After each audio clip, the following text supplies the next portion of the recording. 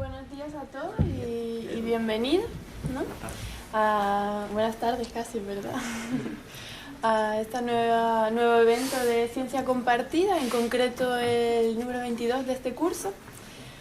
Y nada, hoy tenemos con nosotros a Patricia y unos compañeros que vendrán ahora también para hablarnos del proyecto de ZBIS.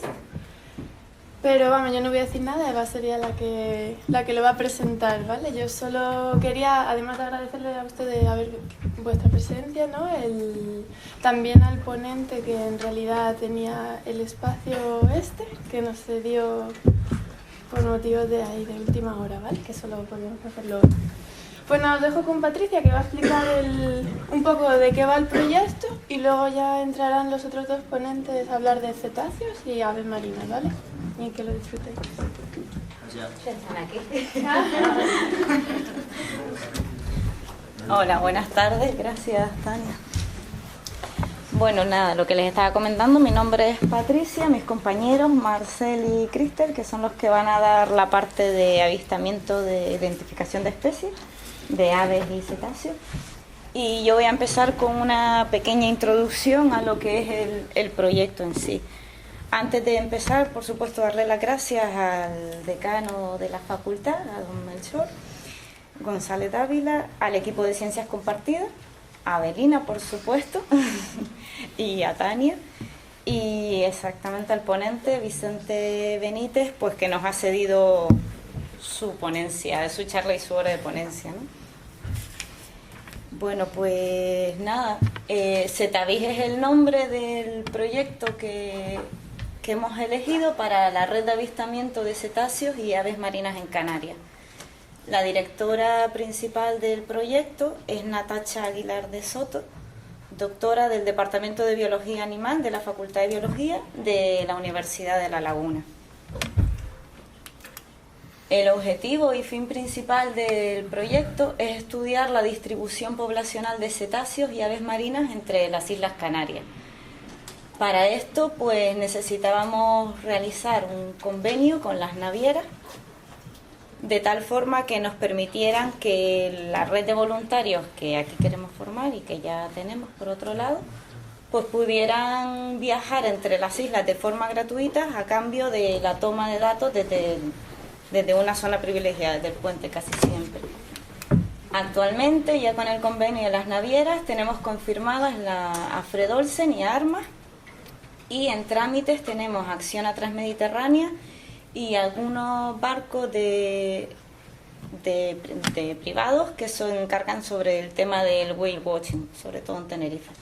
Esto aún todavía está en trámites y bueno, ya según se vayan confirmando, pues ya se les haría avisando por correo.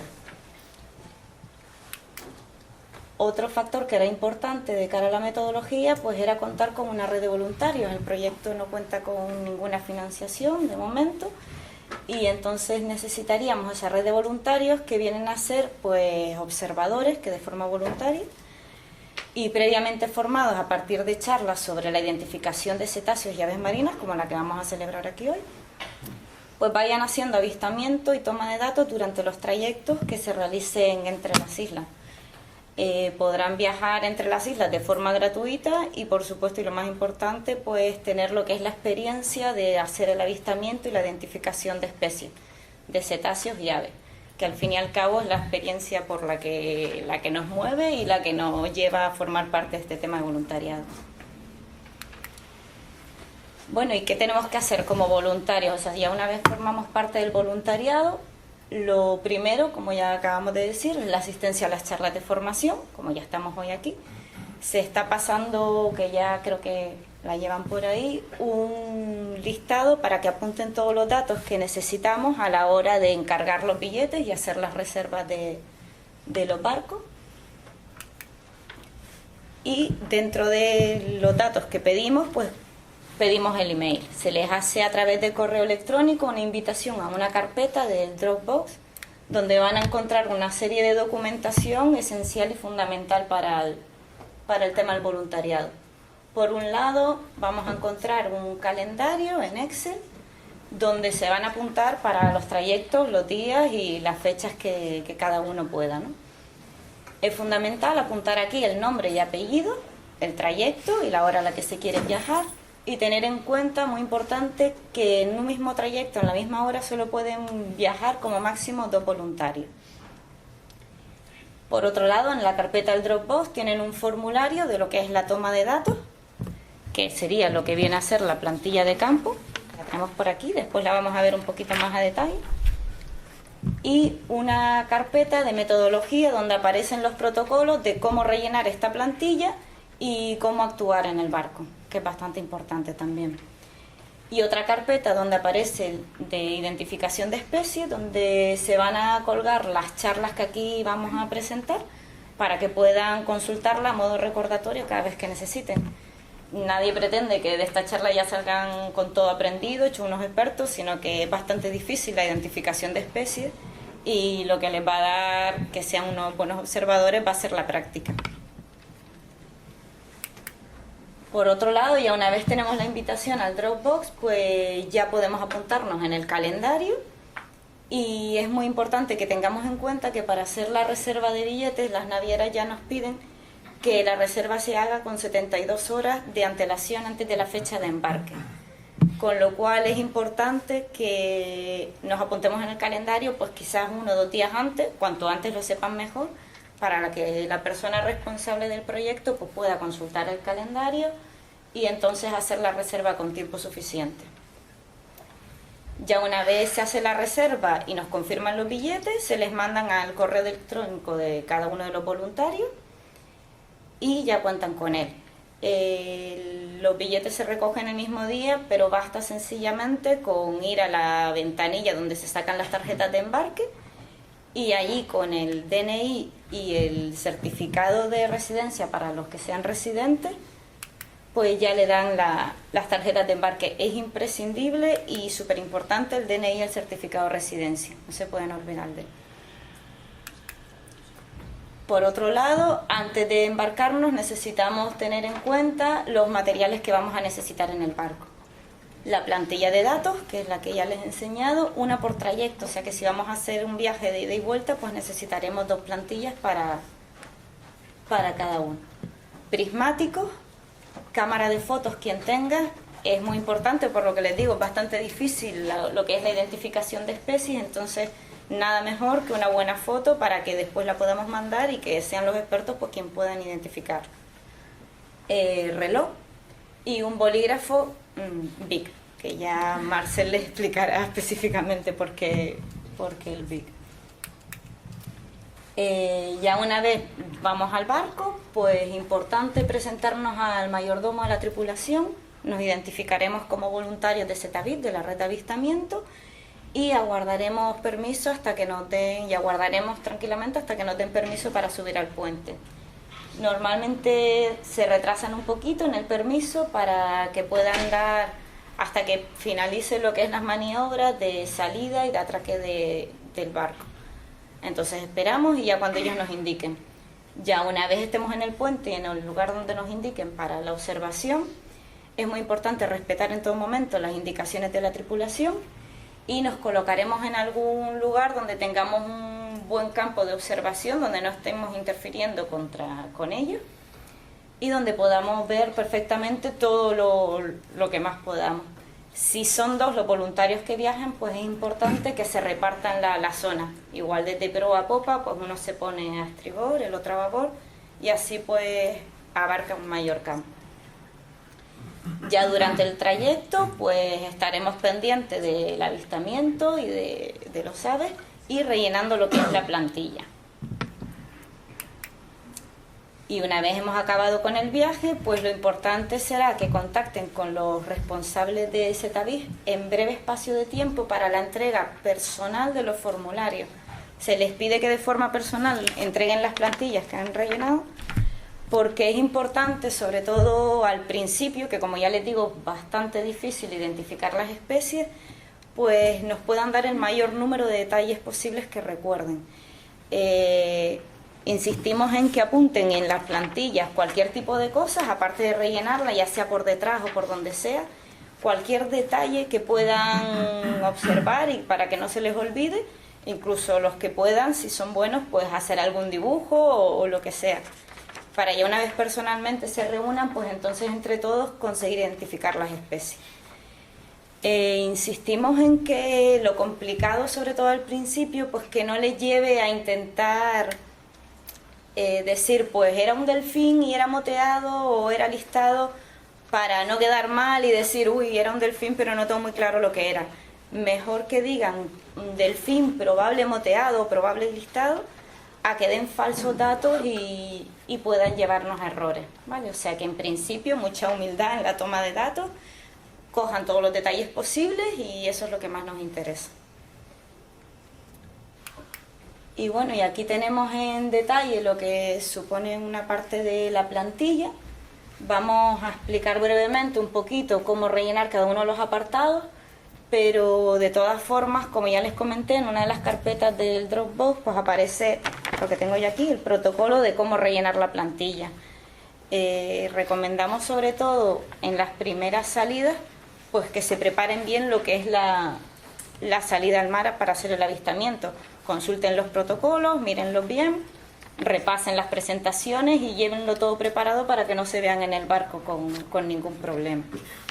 Aquí en principio, pues nada, apuntar lo que es la fecha, los observadores, si son 1 o 2, sus nombres, los barcos en los que viajen de cada una de las navieras, el trayecto que realizan y algún comentario que sea importante.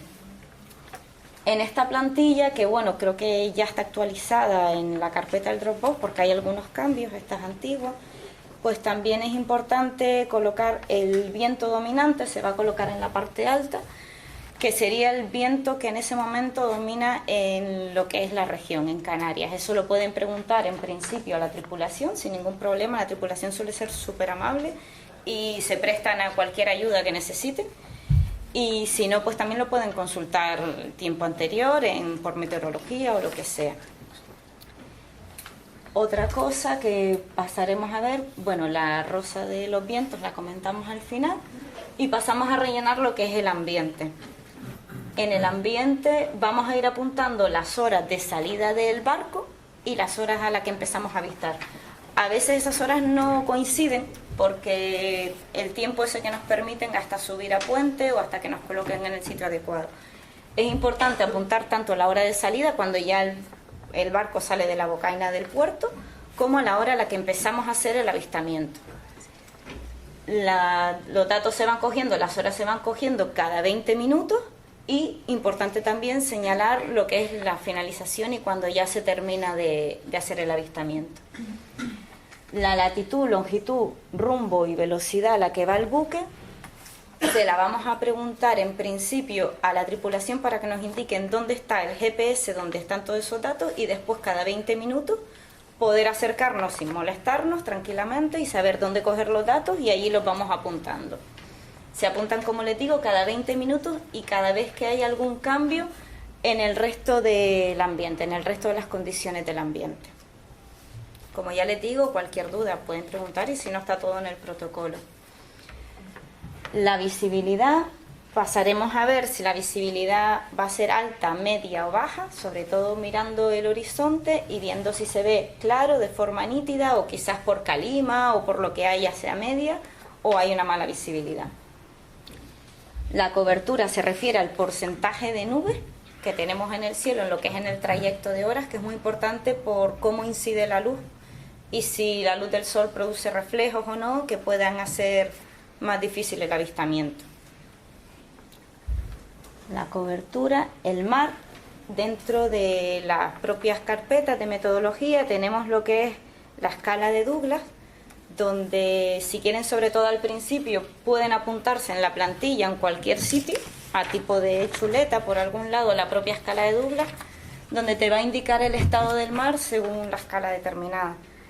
En este caso, pues puede ser el 0 si está el mar como un plato, 1 si hay mínimas ondulaciones, 2 si ya empiezan a haber pequeñas olas pero sin borreguitos, 3 con borreguitos, así sucesivamente hasta que ya las condiciones pues ya nos van especificando. El mar de fondo hace referencia al que si lo situaríamos como alto, medio, bajo, y va a hacer referencia a la dirección de las olas que se producen más en alta mar. Entonces, en principio también lo podemos consultar a la tripulación hasta que ya poco a poco vayamos cogiendo experiencia y podamos ir apuntando nosotros directamente. Y la dirección del viento, que va a ser en función de la dirección de las olas. De dónde vienen las olas va a ser lo que nos indique. Lo que les comentaba antes del viento dominante es el que está en la región, pero a veces por el efecto isla, pues los diferentes trayectos de los barcos se forman unas corrientes de viento diferentes y es lo que nos gustaría que indicaran ahí porque a veces es importante. Comentarles también el tema de la rosa de los vientos, que se coloca principalmente para que sea más fácil y para ver más gráficamente el rumbo de los animales. O sea, aquí colocamos en principio el rumbo del barco, empezamos con el vértice y dirigimos con una flecha pues el rumbo al que vaya, ya sea 225 o 270. Y después situaremos el rumbo de los animales, los podemos poner por fuera, dándole, los avistamientos están enumerados, cada uno con su número, pues con un puntito, según donde lo vemos, de cara al barco, según la referencia que tenemos, y una flechita hacia dónde se dirigen. Si el rumbo es variable y no sabemos bien hacia dónde van, pues sencillamente lo indicamos con puntos. Así como la dirección del viento también. Pues en principio esto es lo más importante sobre el ambiente. Ya la parte de los avistamientos ellos lo van a ir comentando según vayan dando las charlas de la identificación de especies. Y por mi parte, pues si tienen alguna duda. Vale, pues empiezas tú, Marcel. Pues ahora ya continúa Marcel. Sí.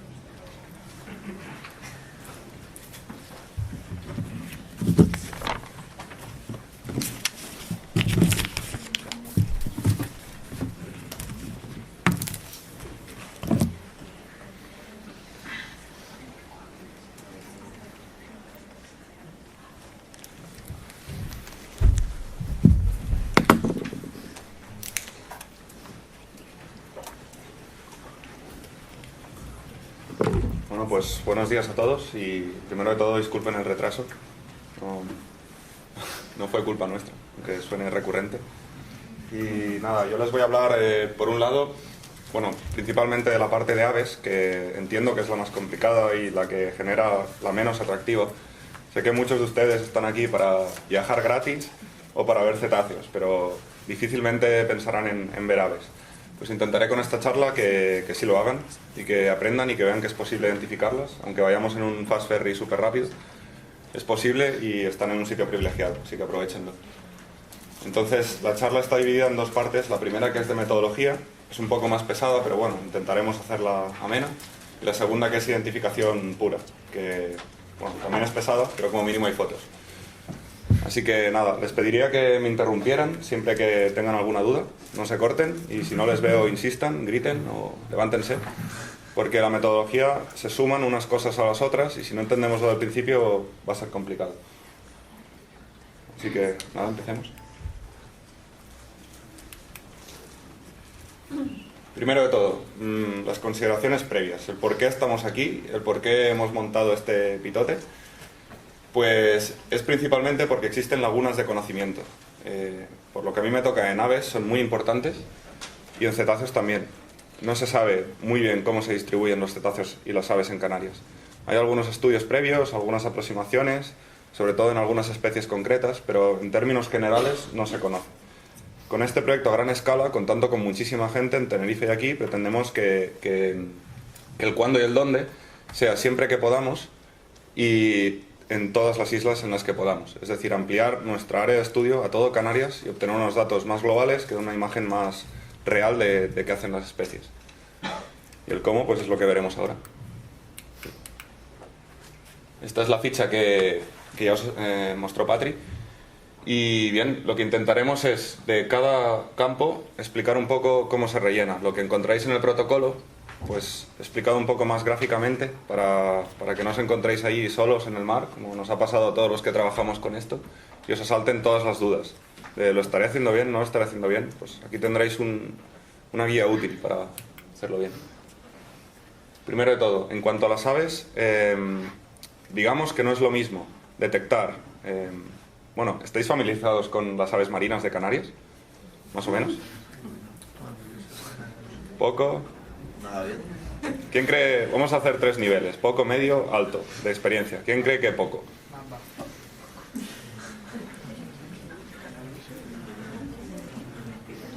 Bueno, ¿quién cree que medio? ¿Y quién cree que ya controla el tema? Nadie. Bueno, pues nada. Existen unas aves que se llaman paíños, que crían en Canarias y que son muy pequeñas y negras, igual que el mar, oscuras.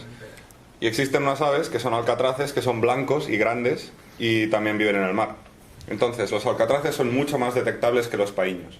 Mucho más, porque son blancos, porque destacan. Entonces, ¿cómo decimos qué especie es más abundante?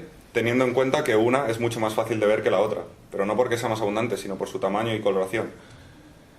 Pues lo que hacemos es, limitamos una banda de censo, aquí estaría nuestro barco, aquí estaría el horizonte, y esta sería nuestra banda de censo de 300 metros, toda esta.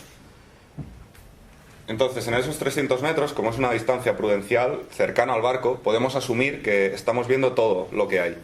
Es decir, tanto los paíños pequeños y oscuros como los alcatraces blancos y grandes. Lo vemos todo, de modo que la detectabilidad de ambas especies, aunque sea diferente, en esta distancia corta se iguala. En este sentido, para trazar esta línea esta banda de 300 metros, utilizamos el bolivic que os comentaba Patricia, aunque también podemos usar un lápiz. La cosa es usar un palo recto. Entonces, un hombre que se llamaba Tasker y era aficionado a los triángulos, pues inventó un método que se trata de crear una muesca en el boli o el lápiz, poniendo el final del boli en el horizonte, cuya longitud, este trozo de aquí, nos vendría marcado por la distancia a la que estamos. Es decir, estamos a una distancia y sabemos a qué distancia está el horizonte. Por lo tanto, podemos dividir todo eso en subbandas a partir de un palo así, teniendo en cuenta la perspectiva. No sé si me explico. ¿Esto se entendió? Vale, está bien. Sois más sinceros que en Tenerife. Eso me gusta. Bien, tenemos el horizonte. Esto es cielo y esto es mar. Entonces, nuestro lápiz tiene una muesca que hemos hecho a partir de la altura a la que estamos. Es decir, los 300 metros, si estamos en un barco de 2 metros, los veremos más cerca o más lejos del horizonte. ¿Qué creéis? Que si estamos en un barco de 20 metros de alto. Más cerca. Como hay un 50% para cerca y un 50% para lejos, asumo que lo decís a chorra. A ver si... Vale. Pues si estamos en un barco de 2 metros, la banda de 300 estará más cerca del horizonte, porque tenemos menos campo de visión. Si estamos en un barco de 20 metros de alto, la banda de 300 estará más cerca nuestro y más lejos del horizonte, porque nuestro campo de visión será más grande. Esto sí, ¿no? Vale. Entonces, a partir de esto y a partir de la siguiente tabla, tenemos por un lado la altura a la que estamos, el ancho de banda que queremos, que en nuestro caso será principalmente 300, y buscamos, no sé, estoy en un barco, pues en el Bencomo que vinimos hoy, 14 metros, y la banda de 300 es 3,3. ¿3,3 qué? Diréis. Pues 3,3 centímetros que dejo aquí donde hago la muesca. ¿Sí? ¿Ahora sí? Es que no os había enseñado la tabla, claro. Haber empezado por ahí. Claro que sí. Entonces, para complicarlo todavía más, porque si no sería muy fácil, ¿no? Ya lo habéis entendido, pues nada. Lo que hacemos es dividir la banda de 300 metros en subbandas, que son estas: la A, la B, la C y la D. Estas subbandas tienen 50 metros la A y la B y 100 metros la C y la D de ancho. De tal modo que suman 50 y 50, 100, 100 y 100, 200, 100 y 200, 300, que es toda la banda que hemos delimitado con el bolígrafo o el lápiz. Entonces, en esta banda, ¿qué haremos? Pues todas las aves que veamos les asignaremos una subbanda, excepto las que vayan en vuelo, como aquí podéis ver, que evidentemente si vamos navegando así y el ave cruza perpendicular al barco, cruza todas las bandas. Aparece por aquí, nos cruza por proa y se va para allá. Eso es imposible decir en qué subbanda estuvo. Pero las aves que están paradas o revoloteando quiere decir alimentándose alrededor de un punto, interaccionando con otra especie que está allí, con un cetáceo o lo que sea, esas sí que podemos decir que las vimos en un punto y que ese punto estaba dentro de una de estas subbandas. ¿Cómo delimitar las subbandas? Pues podemos hacernos otras muescas en el lápiz o en el boli, y aquí tenéis el resto de anchos de banda que necesitéis. Os recomiendo distintos colores, porque si no acaba siendo un lío. Entonces, ¿cómo decidimos el rumbo de un ave? Esto resulta fácil, pero cuando estás allí solo en el barco, con mala mar y con un oficial pesado y no sé qué, te acabas haciendo un lío, no tienes a nadie a quien preguntar, no tienes el PowerPoint, no tienes cobertura en el iPhone y no sabes nada. Entonces, te sientes perdido, pero por suerte es bastante fácil. Como dijo Patri, y lo repito por si acaso, trazamos el rumbo del barco en este círculo que encontráis en las fichas, y una vez tenemos el rumbo del barco, a la que nos cruza un ave, sabemos cuál es el rumbo del ave, o de un cetáceo. Y ahora viene la parte más pesada y que, en fin, si estáis súper aburridos, mira, os doy permiso para levantaros y hacer el esfuerzo. Tenemos una metodología, igual que antes os explicaba que un paíño y un alcatraz hay mucha diferencia en cuánto de detectable es, también hay mucha diferencia en cuánto detectable es un ave parada y un ave volando. Si tenemos un ave parada con un mar de fondo de 2 metros, la veremos intermitentemente. Si tenemos un ave volando, la veremos continuamente. Entonces nos encontramos ante el mismo problema que teníamos antes, y hay que desarrollar algún tipo de metodología para evitar este sesgo. Entonces, de las aves que están paradas o revoloteando es lo que os decía antes, que están comiendo alrededor de un punto, interaccionando con otra especie o con otro individuo de la misma, lo que sea, esas siempre pondremos un 1 en la columna dentro o fuera de descenso, siempre un 1, siempre que estén en nuestra banda de 300 metros. En cambio, las aves en vuelo, cada 1 minuto realizaremos una foto mental, un barrido de nuestra área de estudio, y todas las aves volando que entren en ese barrido también tendrán un 1. Las que pasen volando fuera de ese barrido que se lleva a cabo cada 1 minuto tendrán un 0. Sí, pero lo veremos mejor con esta currada. Ahí tenemos un... Este no es nuestro barco, pero estaré bien. Esto es un reloj y esto es un segundero. PowerPoint solo tiene circunferencias. Entonces empezamos a censar. Nosotros vamos aquí en el puente con nuestra banda ya bien delimitada con seguridad, con nuestro bolivic. Entonces empezamos, le damos play al reloj y en el segundo 5 aparece un fumarel común que pasa volando. Y esto, como no está en el barrido mental que se hace cada 1 minuto, o sea, en la foto mental que se hace cada 1 minuto, le ponemos que es 0 fuera de censo, aunque esté dentro de la banda. Pero como es volando y no es cada 1 minuto, 0. Seguimos con nuestro trabajo.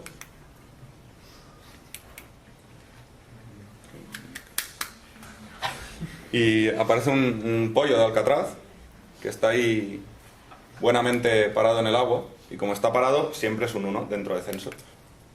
Seguimos y se nos va.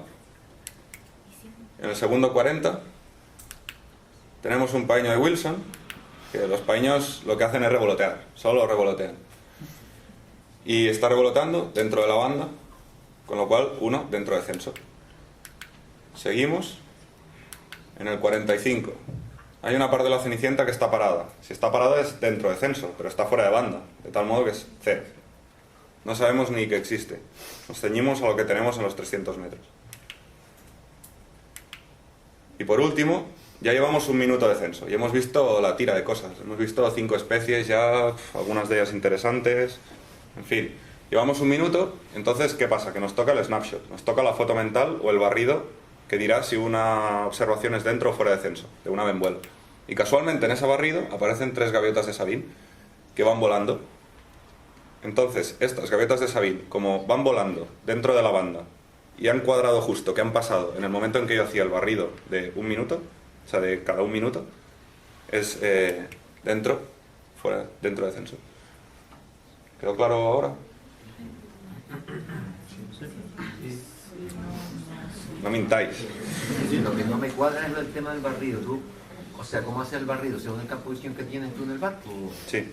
O sea, si tienes 45 grados, 50 centímetros, tú haces el barrido de eso, Sí, exacto. en ese campo. Mm. Y si tienes la posibilidad de hacerlo alrededor, porque vas en un sitio alto. También haces un barrido. Lo que pasa es que el área de estudio es de popa hacia adelante. Si te fijas en aquí, el área empieza hacia adelante, o sea, no es un barrido panorámico, sino que es un barrido semi-panorámico, solo la parte de aquí.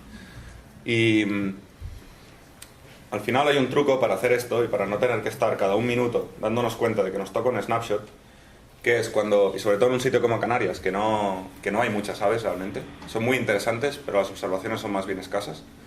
Lo que recomiendo es que cuando veáis pasar o sea, que encendáis un cronómetro, cuando empecéis un muestreo, y cuando veáis pasar un ave, si está entre los segundos 56 de cualquier minuto o 0,4 del siguiente minuto, le pongáis un 1 dentro de censo. Porque podemos asumir que esos son los segundos que hubiera durado vuestro barrido oficial, digamos, vuestra foto mental que puede incluir. ¿Sí?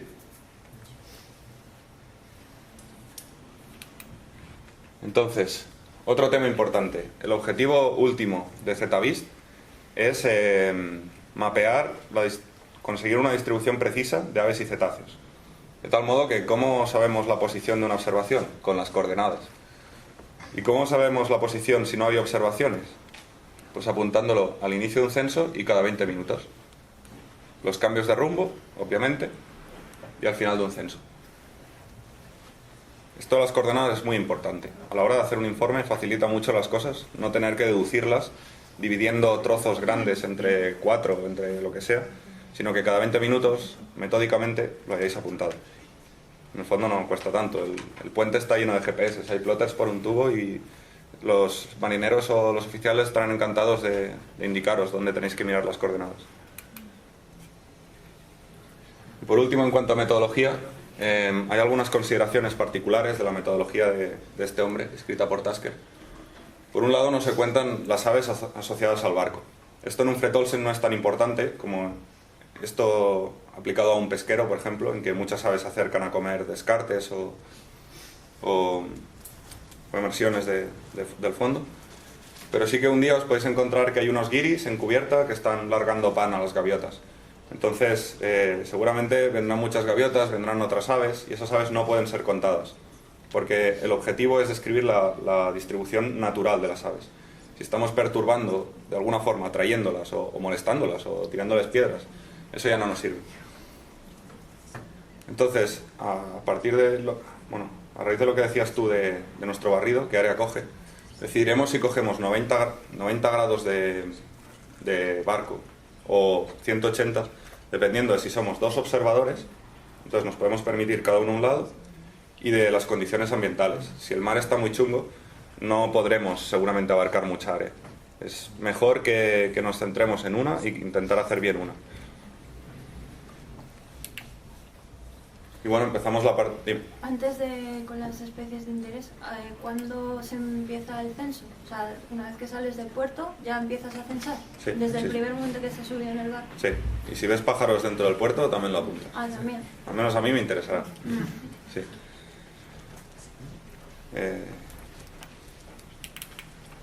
Y nada, empezamos con la parte de identificación, que como os decía, también es un poco... Tenéis que hacer algunos actos de fe con algunas cosas, porque son aves marinas, son difíciles de ver. Sobre todo, no sé, hoy vimos un paíño de lich, una especie bastante común en Canarias, pero que pasa volando muy rápido, que se esconde entre las olas, el barco se mueve, lo típico. Entonces dividiremos las aves en 4 grandes grupos, las que veremos aquí. Y los que menos experiencia tengáis, podéis centraros simplemente en decir a cuál de estos grandes grupos pertenecía la especie que habéis visto. A medida que vayáis cogiendo experiencia, ya podéis pasar de gran grupo, como sería paíño, págalo, charrán y pardela, a género, como sería pues paíño de Madeira o de lich. No sé cuál de los dos, pero uno de los dos sí. Pardelas, pardela pichoneta o chica. No sé cuál de las dos, pero cenicienta seguro que no era. Y posteriormente, cuando ya vais cogiendo más experiencia, ya podéis arriesgaros un poco más a decir una especie con precisión. Nada, empezamos. ¿Y los charranes por qué no habían? Es una buena pregunta, porque los charranes son difíciles de identificar, muy difíciles, sobre todo en el mar, y sobre todo con muchos plumajes intermedios que cambian de verano a invierno, de joven a adulto, y he considerado que es mejor que la gente se centre en otras especies que no intentar decir si hay charranes o no.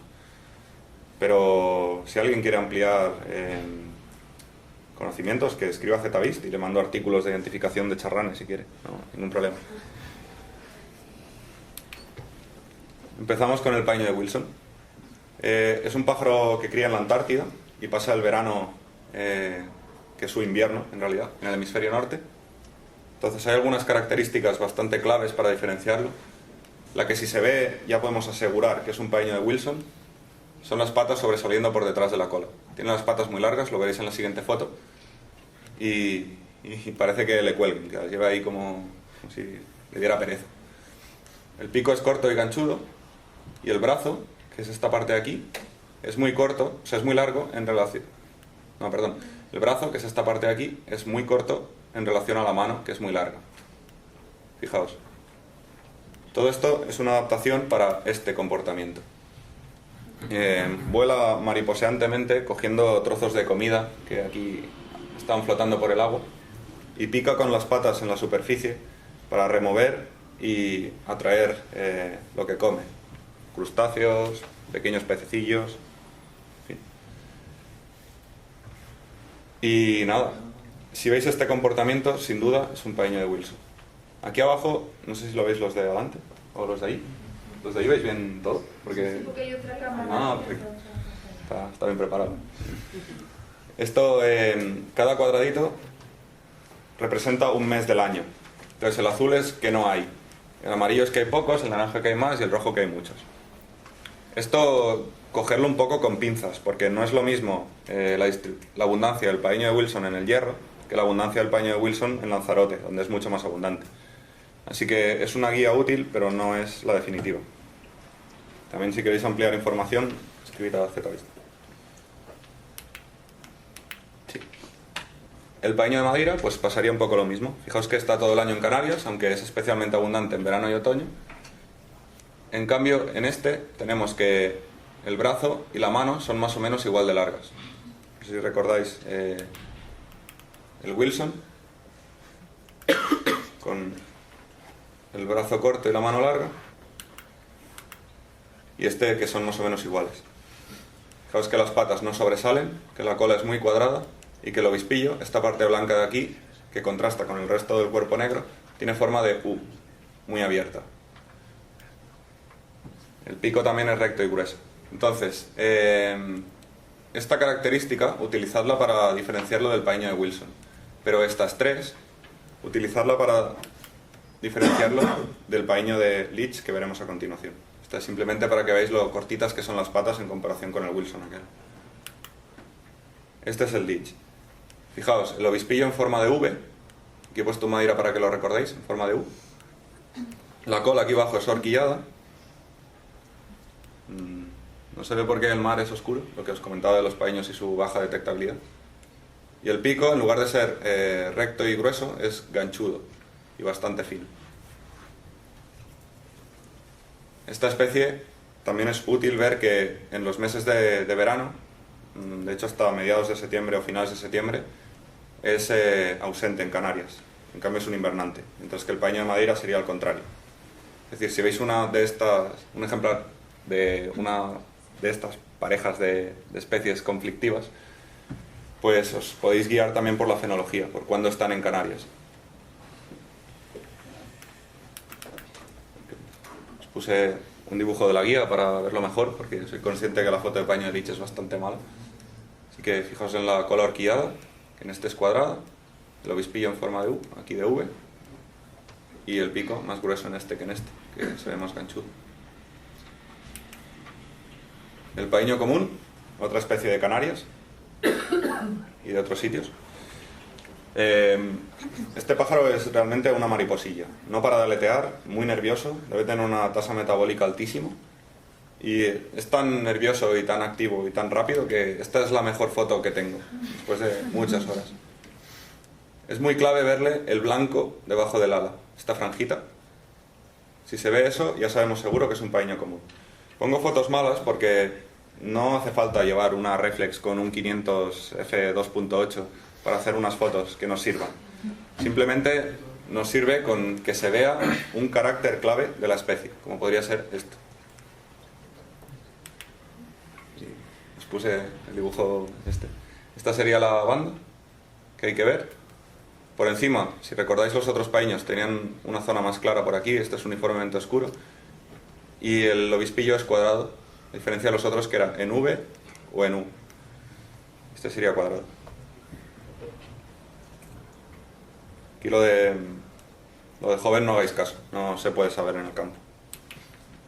Y por último, el paíño pechealbo, que sí que, por favor, no me fallen este, porque es blanco, con las alas tremendamente, o sea, con las patas tremendamente largas, vuela haciendo unos quiebros muy extraños y tiene este antifaz.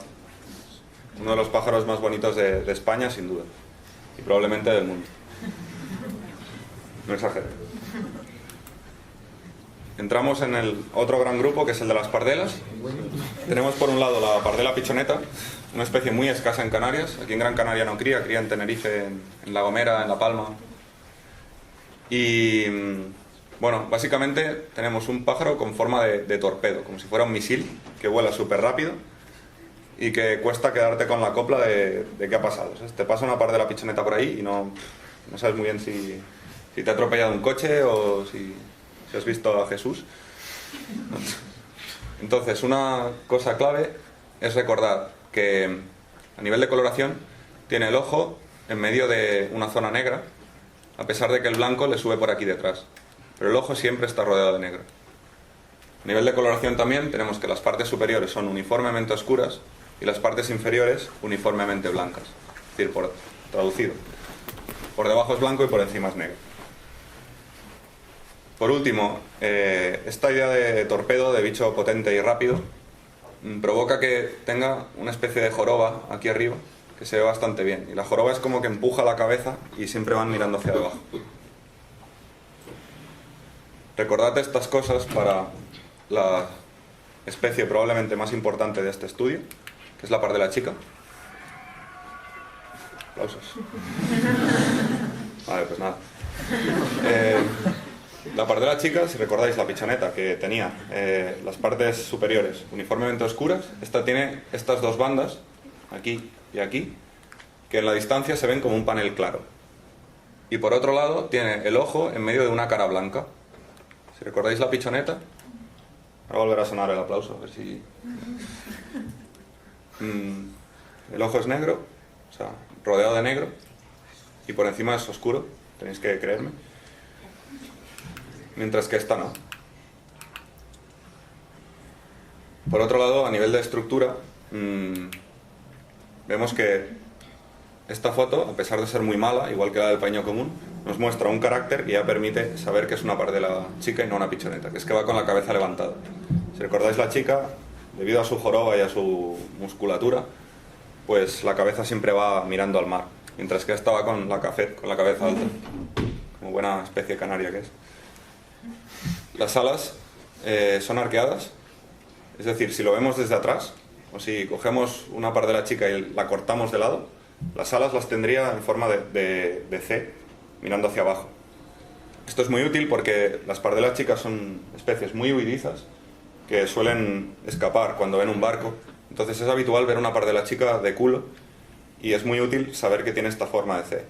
Si viéramos una pardela pichoneta en ese mismo comportamiento, sería una forma de V invertida o incluso de recta, cuando van con las alas totalmente extendidas. La chica no, la chica siempre es arqueadas.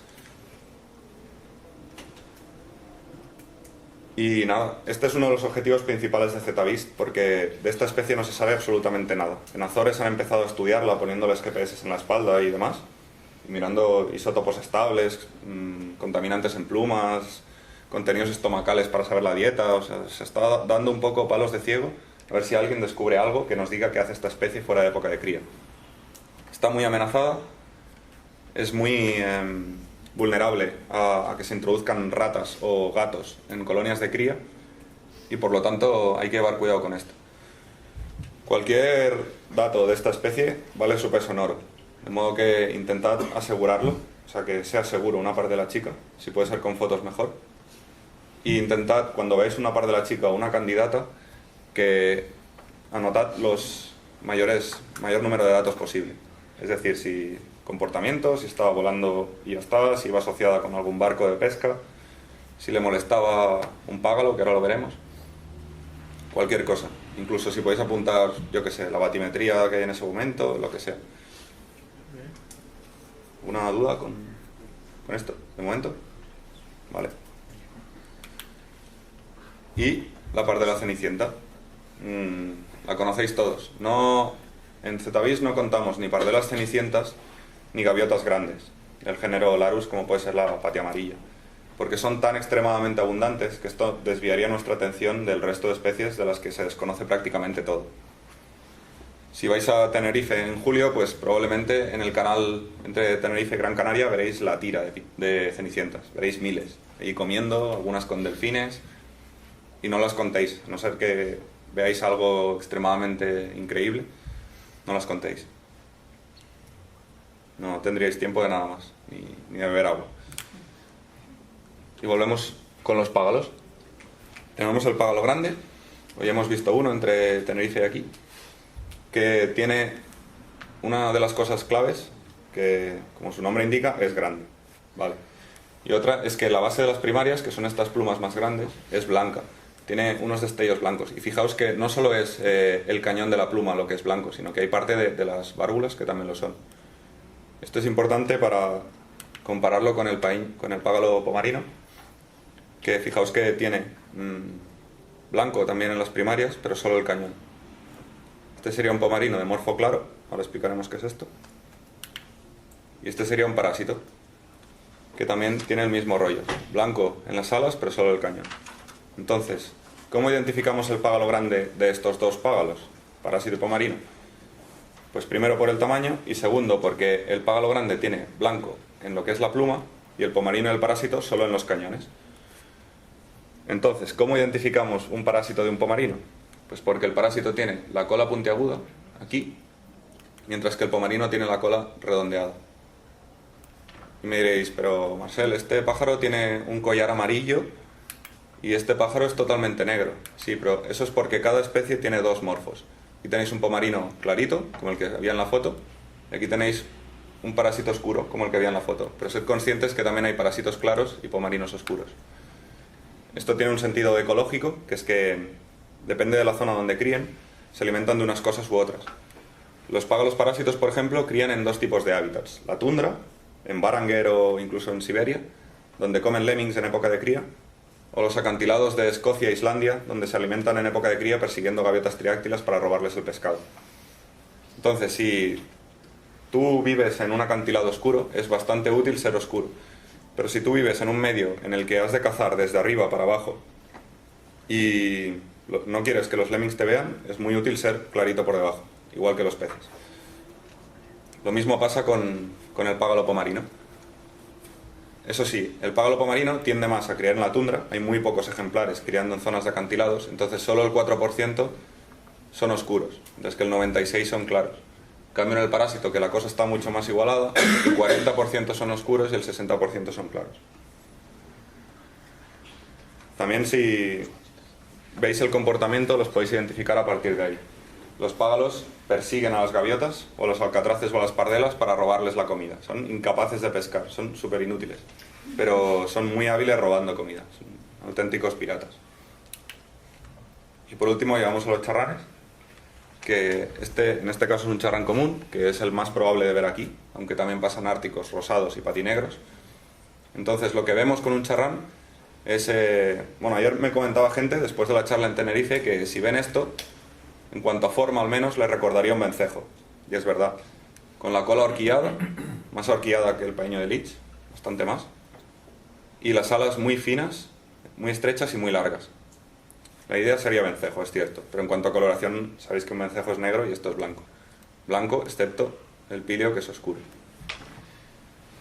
Entonces, si veis esto, un pájaro pequeño, con alas estrechas y largas, con la cola horquillada y con el píleo oscuro, sabéis seguro que es un charrán. Y lo podéis poner y todo el mundo os felicita. Y por último, ya acabo, unas preguntillas de rigor, que es, por ejemplo, ¿quién de aquí tiene prismáticos propios? O de su padre, venga. ¿Hermanos? ¿Amigos? Quiero decir... No vale. No, no vale. La historia es quién podrá llevar prismáticos propios a un posible embarque que hagáis. Bueno, no está mal. ¿Alguien tiene una guía de aves?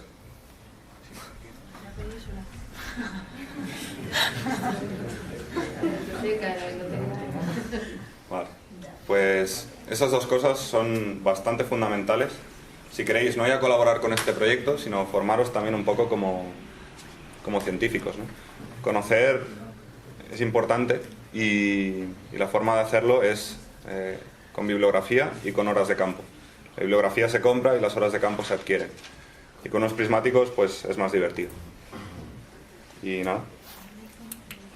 Muchas gracias a todos.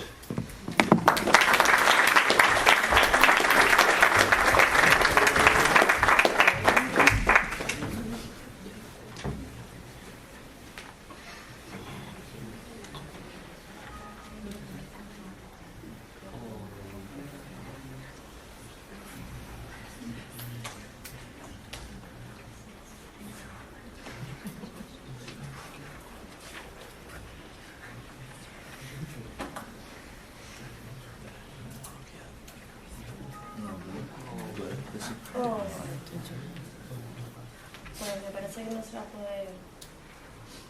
¿Con el PDF? No, todavía. ¿Internet? ¿Hay internet aquí? Sí. O cambiar de ordenador. Esta que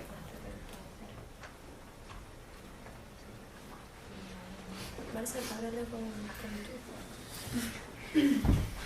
Bueno, me dice Patrick que hay gente del instituto que se tiene que ir a 1:30, entonces voy a tratar de hacerlo rapidito.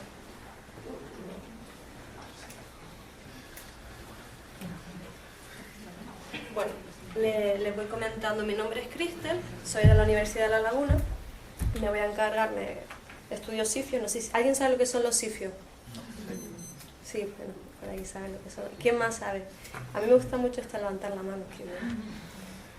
¿Y qué son los cifios? ¿Alguien? Por ejemplo, tú, ¿qué es un cifio? ¿Cómo podrías reconocer un cifio en el mar, por ejemplo, si lo vieras? Los cifios, para empezar, presentan algunas de sus especies colmillos o dientes en sus mandíbulas. Suelen ser bastante asustadizos, de gran tamaño, tonos entre grises y marrones. Las aletas dorsales pequeñas. Y supongo que el soplo. No, soplo no, pero lo demás muy bien. Vamos a diferenciar los cetáceos así a grosso modo por cetáceos grandes, que son los rorcuales y el cachalote. El cachalote saben cuál es, ¿no? Típico homovidid. Los cetáceos medianos, bueno, y las orcas también. Los cetáceos medianos, entre los que se encuentran los sifios, que están en torno a los 4 o los 6 metros. Las orcas bastardas, incluso la orca normal, que aunque es una especie poco común, sí que se ha visto. Este año la hemos visto 2 veces, de hecho. En el Hierro tuvimos un avistamiento muy bonito de 9 animales, cerca además. Y los cetáceos pequeños, que son el resto de los delfines, que todo el mundo ve, que son los que más se relacionan con, los que más interaccionan generalmente con el barco. A ver si lo podemos ver.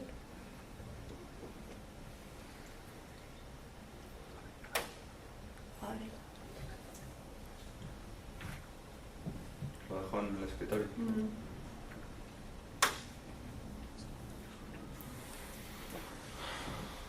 Lo que comentaba Marcel es muy importante porque ahora lo vamos a llenar de información a todos ustedes. No solo, ya empezó Patri, ahora empezó Marcel con las aves, que a mí todavía me cuesta asimilar mucha de la información que él da.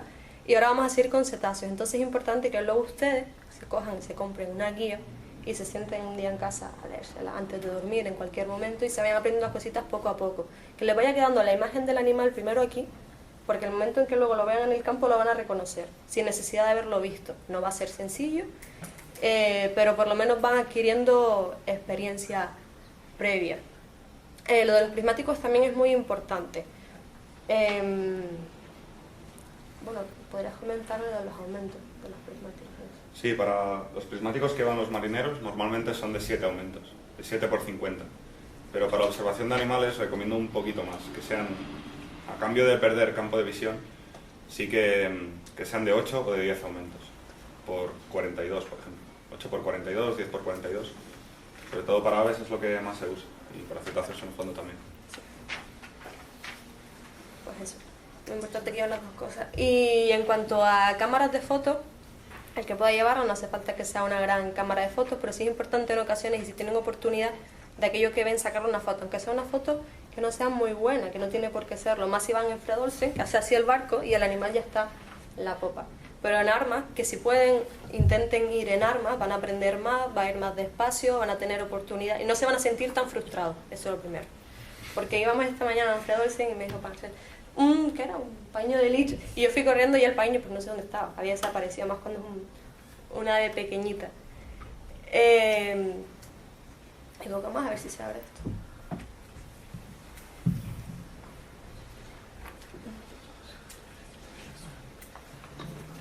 Toda esta información es la que van a mandar a los investigadores. Ustedes se apuntaron a una lista, entonces a ustedes les va a llegar una invitación de Dropbox y todas las presentaciones que mostró Patricia, Marcel y la de cetáceos están ahí, la van a poder consultar cuando quieran. Pero bueno, es una información de esta manera muy resumida, parcial, pero siempre es mucho mejor que ustedes se compren un buen libro. Siempre es mejor un buen libro que un mal libro con unos buenos apuntes. Libros los hay muy buenos. Y recordad que esto no es una obligación. O sea, no digáis, vinieron los de Zetavist y nos dijeron que teníamos que comprarnos un libro. No, evidentemente, quien quiera que se lo compre. Pero casi es una recomendación personal. No ya para esto, sino de cara al futuro. Sí, y que aunque vayan en el barco y vean un ave y miren por los prismáticos, que es lo que a mí me pasa actualmente, y sean incapaces de reconocerla, incidan 20.000 veces, porque llegará un momento en que reconozcan un ave y se sientan pues orgullosos. Esto nunca lo sabe. Vale. Pues lo que les comentaba, vamos a diferenciar a los cetáceos por su tamaño. Tenemos los animales pequeños, menores de 4 metros, en los que se encuentran los delfines, el calderón gris, el cogia, la marsopa, los medianos, calderón, sifio, orca, todo esto lo iremos viendo después, y los cetáceos grandes, ¿no? Que son los grandes rorcuales, la yubarta, que no es un rorcual es el que presenta pliegues ventrales y no tiene esas aletas grandes, son de otro género, y la ballena franca. La ballena franca está en otro color, porque es un animal que en su momento sufrió un impacto muy fuerte por parte de los pescadores vascos. También se llama ballena franca, ballena vasca. y en la actualidad existen muy pocos individuos, creo que hay solo una cita aquí en Canarias hace mucho tiempo. Vale, ¿qué va a ser lo primero que veamos de cada una de estas especies? Generalmente de los rorcuales podemos ver el soplo sí que se ve a distancia. A veces podemos ver la dorsal, cuando sí logramos ver el lomo, y a veces también la cola en el individuo que la saca. En los medianos puede verse un soplo pequeño, siempre la dorsal y rara vez la cola. Y en los individuos pequeños no es el soplo lo que vamos a diferenciar en sí, sino generalmente animal. Vale. Marcel les comentó que tenemos una banda de censo para las aves. Con los cetáceos no ocurre lo mismo. Los cetáceos van a cubrir todo el área hasta el horizonte. ¿Por qué les digo esto? Porque un cetáceo pequeño, si está muy lejos, no lo van a ver, a no ser que tengan los prismáticos y puedan localizarlo. Por un animal grande, con un soplo grande, sí lo van a ver. Y sería una suerte que el rorcual les pasara por al lado del barco, pero perfectamente puede estar situado en el horizonte. Aunque parezca mentira, yo no sé si alguna vez han salido a avistar cetáceos o han visto cetáceos en alta mar y se han visto algún soplo. Los soplos generalmente se ven bastante bien en el horizonte. Pues lo que haremos en ese caso será apuntar el número de soplo, tratar de discernir si se trata del mismo individuo pero que se ha ido desplazando o varios individuos a la vez, y simplemente anotar animal grande, soplo grande de un animal grande, no vamos a poder ver nada más. Si lo ven un poco más cerca, es importante que se fijen en el tamaño aproximado del animal y en la dorsal, en el tamaño de la dorsal y en la forma. Y lo que me comentaba Patricia, que es un buen trabajo para ustedes también, y es que fijen la imagen en la mente y que luego traten de reproducirla en el papel. Sean buenos, sean malos dibujantes, no importa. Eso se va aprendiendo poco a poco. Pero para que incluso ustedes mismos tengan una imagen de lo que han visto y luego vayan a la guía y lo consulten y se vayan fijando en detalles que a lo mejor no se fijarían si sacan una foto o si simplemente se quedan con el recuerdo. Si sacó la cola, ¿cómo era? Hay individuos, ya lo veremos más adelante, que tienen colas muy, muy características. Si sacó las pectorales, ¿cómo eran? Y bueno, esto es más complejo. El cachalote. Aquí en Canarias el cachalote se puede ver a lo largo de todo el año. Hay algunas que se cree que hay poblaciones entre Gran Canaria, Tenerife y al norte de La Palma. O sea, no es un animal que sea complicado de ver, se puede encontrar con él. Si el animal, características del animal, bueno, tiene un solo aventador y está situado en el extremo superior izquierdo de la cabeza cuadrada del animal. Entonces tiene un soplo que es totalmente diferente al resto de cetáceos y muy característico, que es un soplo que se proyecta hacia adelante. Ojo con esto, porque si hay viento y un animal sopla y el viento se lleva el soplo, no tiene por qué ser un cachalote. Entonces no por tener un soplo así va a ser un cachalote. Si se dan esas condiciones y no ven el lomo del animal, no ven ninguna otra característica, con apuntar animal grande es más que suficiente. Sean muy honestos consigo mismos, porque de nada les vale tratar de decir es esto o es lo otro, porque se van a estar engañando, no van a estar aprendiendo nada. Otra característica es que es un animal que tiene una cabeza inmensa, entonces va a parecer que es una cosa grande, flotando abollada en el mar, que si sopla es un cachalote. Y luego tiene otra característica que son cuando realiza el ciclo de inmersión, cuando se va a sumerger, se le ve una dorsal a modo de jiba y muchas protuberancias en la caudal. No sé si se ve bien. Se ve bien. Y luego tiene también una caudal muy, muy característica, no sé, creo que hay una foto mejor. Una dorsal muy característica, también muy triangular, con una escotadura muy marcada. Bueno, pues lo que les comentaba, muy común en Canarias. El tamaño es casi 20 metros, un poquito más pequeñas las hembras. Los machos es información que es accesoria, pero bueno, a lo mejor se les fija y se les queda, la pueden usar más adelante. Los machos tienen la cabeza bastante más grande en proporción al resto del cuerpo que las hembras. ¿Sí? Guarden esa información para más adelante, por si se quieren aventurar algo. Y el soplo que les comentaba, todo esto lo van a poder repasar cuando se baje la presentación. Los rorcuales. Los rorcuales son complejos. Son complejos porque para diferenciarlos, algunas especies tienes que mirar las carenas, unos surcos que tienen en la cabeza. Y esto muchas veces no es posible porque el animal está lejos, porque simplemente no se ven, no pueden tomar una foto y luego analizarla.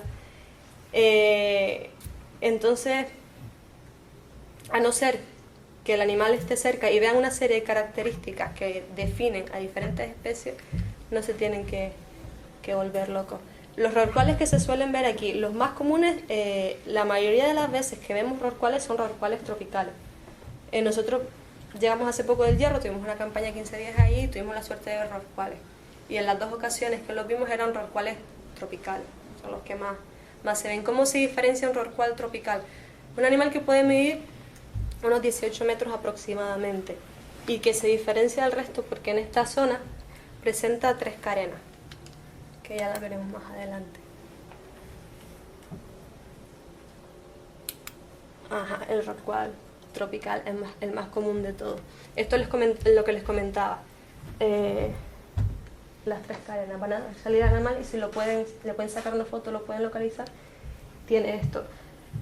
Si no lo tienen claro, pueden confundir el rorcual tropical con el rorcual boreal, que es un poco más pequeño, pero bastante similar. ¿Y qué los diferencia aparte de eso? Pues lo suele diferenciar la aleta dorsal. La aleta dorsal del tropical, si no me equivoco, es un poquito más grande y menos falcada que el boreal. El rorcual azul o la ballena azul es el animal más grande de todos, puede llegar a medir 30 metros, pero esto en casos exagerados. No es muy común aquí y lo que la caracteriza es que, según lo que me han contado, yo no he tenido la suerte de verlo, es que un animal que cuando saca la cabeza y va a emerger, ves lomo, lomo, lomo, y sigue viendo lomo, lomo, lomo, hasta que aparece una dorsal minúscula, muy pequeñita en relación al cuerpo. El rorcual aliblanco es el más pequeño de todos, un animal que puede estar en torno a los 9 metros, y lo caracteriza el hecho de que se llama aliblanco, porque tiene en cada una de las aletas 2 manchas blancas, que me comenta Marcel, que tú sí lo has visto, que se ve bastante bien, se puede llegar a ver bastante bien si tienen al animal. Y más aquí que el agua es transparente. Todo se ve en Galicia a 300 metros. Así que aquí, que son aguas oligotróficas, pues mejor todavía. Y la famosa yubarta. Yo no sé si con este animal hace falta que les diga mucho. Bueno, no van a sacar la aleta pectoral para que la vean, entonces a lo mejor no va a ser tan sencillo verla, pero sí que tiene, mientras que los otros tienen una aleta dorsal más o menos definida, excepto el rorcual azul, la yubarta o la ballena gibosa, que se llama en otros sitios, no tiene una aleta dorsal definida, sino una jiba pequeñita y además presenta protuberancias en la zona de la cabeza, tubérculos, si lo ven. Y la aleta pectoral, que pueden llegar a medir 4 metros, muy blanca, a lo mejor tienen la suerte de verla, y una aleta caudal también muy característica, muy triangular. Una pregunta, ¿por qué dices que no pueden sacar, que no vamos a ver la aleta pectoral? No, claro que la pueden ver, pero sería mucha suerte, a eso me refería. Y la ballena franca, que es la ballena que les comentaba, que ha habido una cita aquí en Canarias, y que es un animal que carece totalmente de aleta dorsal, que hay muy pocos individuos, y que si la ven, si tienen la suerte de verla, o bueno, se caracteriza por eso, porque se diferencia bastante el soplo, los 2 aventadores se diferencian bastante bien el soplo y no presenta aleta dorsal. Aquí lo vemos otra vez, habíamos hablado, este es el rorcual, ¿cuál es este? El tropical, tiene las 3 carenas. El norteño es bastante similar, pero no tiene las 3 carenas, la ballena franca. Y bueno, vamos a pasar rápido, porque si no, no da tiempo de ver lo demás. Los individuos medianos. Vale, los individuos medianos, el soplo se puede diferenciar en algunos de ellos, como pueden ser la orca, pero menos en otros, como pueden ser el sifio. Esta foto es de aquí, estos son animales que vimos en julio, en el Hierro. Y la orca, bueno, es muy característica. La orca la pueden confundir a veces, en el caso de que no sea un macho adulto, que tiene una dorsal que puede llegar a medir 2 metros, con delfines grandes y gordos. De hecho, fue lo primero que pensamos nosotros, porque no, cuando ves un animal así, lo primero que piensas no es una orca, debe ser un delfín, y más si lo ven de lejos. Pero por lo demás no deben tener problemas. Son animales que el macho puede alcanzar con la dorsal 2 metros, tienen la distintiva marca blanca detrás del ojo, a veces tienen una marca, si no le ven esto, y solo ven esta parte, tiene una marca blanca por aquí, que es la silla de montar, que está detrás de la dorsal, y blanco por aquí. Nosotros tuvimos la suerte también en diciembre, en un trayecto de Cetavir desde el Tenerife a Gran Canaria, gracias al jefe de máquinas que nos avisó de ver una orca, además que pasó cerquísima del barco. Entonces no es lo más común, pero no es difícil verla. Y los sifios, que como bien comentaba ella, son animales que son más grandes que los delfines. Y una característica que te faltó y que es muy importante y que a lo mejor salva el avistamiento es que son animales que tienen la aleta dorsal en el último tercio del cuerpo. Entonces, mientras que ustedes pueden ver un delfín que ven el lomo y la aleta dorsal en medio, en el caso de los sifios ven un lomo y la aleta dorsal muy atrasada.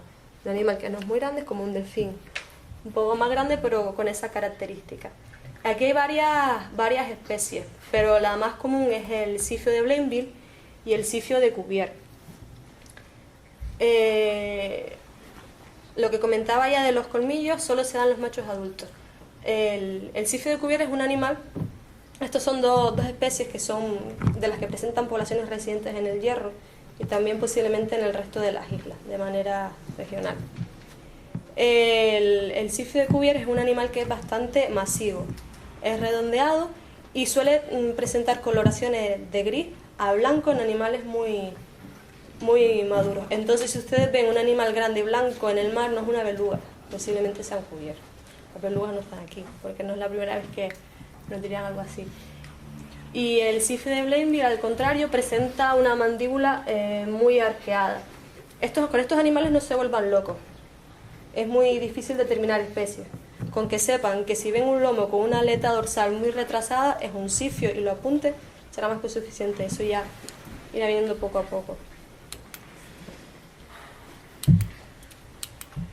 Voy a pasar un poco de esto.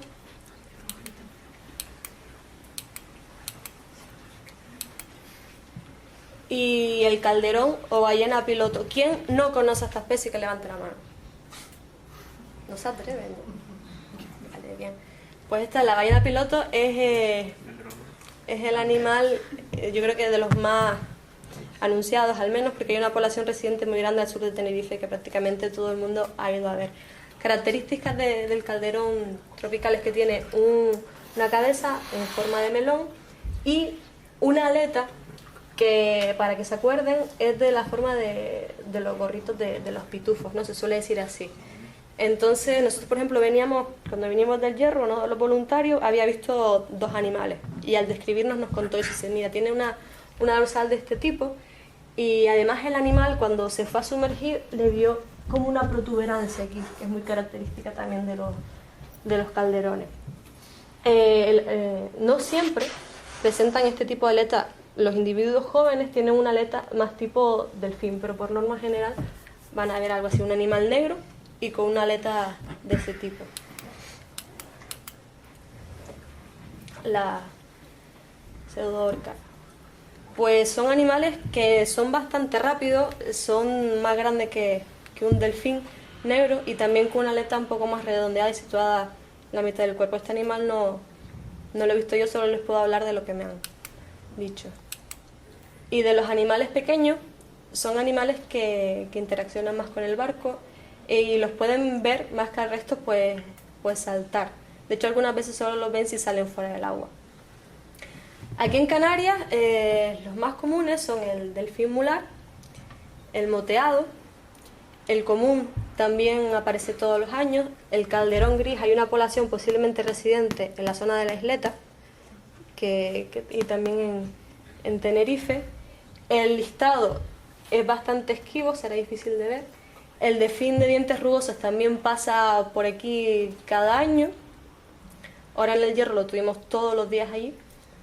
Y el delfín de Fraser. El delfín común, para que se acuerden bien, tiene lo que se podría llamar, a ver si hay una foto mejor, un reloj de arena. Tiene esta mancha blanca que parte por aquí y se ve amarilla, perdón, y se ve una blanca.